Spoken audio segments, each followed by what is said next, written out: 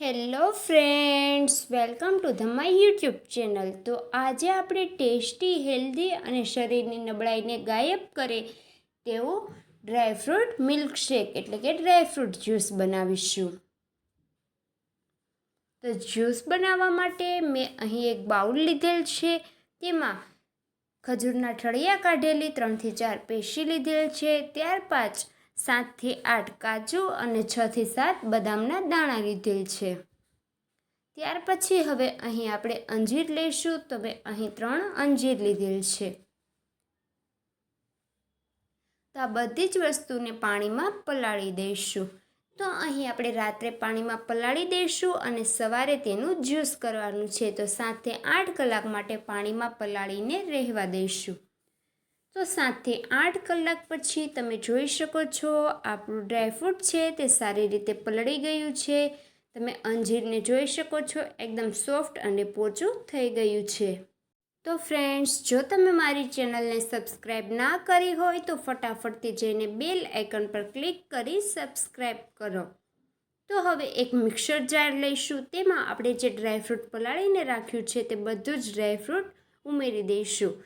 ત્યાર પછી તેમાં 1 મોટી ચમચી દૂધની મલાઈ ઉમેરીશું। મલાઈ ઉમેર્યા બાદ મિક્સરનું ઢાંકણ બંધ કરી દઈશું અને તેને સારી રીતે ક્રશ કરી લઈશું। તો અહીં આપણે પૂરું ક્રશ કરવાનું નથી। અડધું ક્રશ કર્યા પછી હવે આપણે તેમાં 1 ચમચી ગોળ ઉમેરીશું। ગોળ ઉમેરવાથી જ્યુસ એકદમ શક્તિવાન બને છે।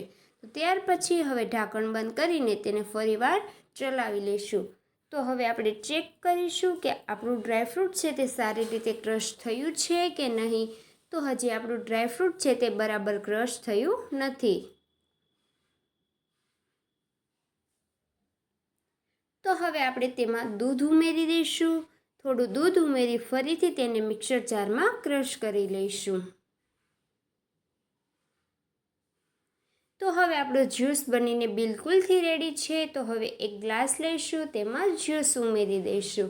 તો ફ્રેન્ડ્સ, આ જ્યુસ એટલું હેલ્ધી અને ટેસ્ટી બને છે કે મોર્નિંગમાં ઉઠતા વેત જ નવણા કોઠે પીવાથી તમારી શરીરની બધી જ નબળાઈ દૂર થાય છે।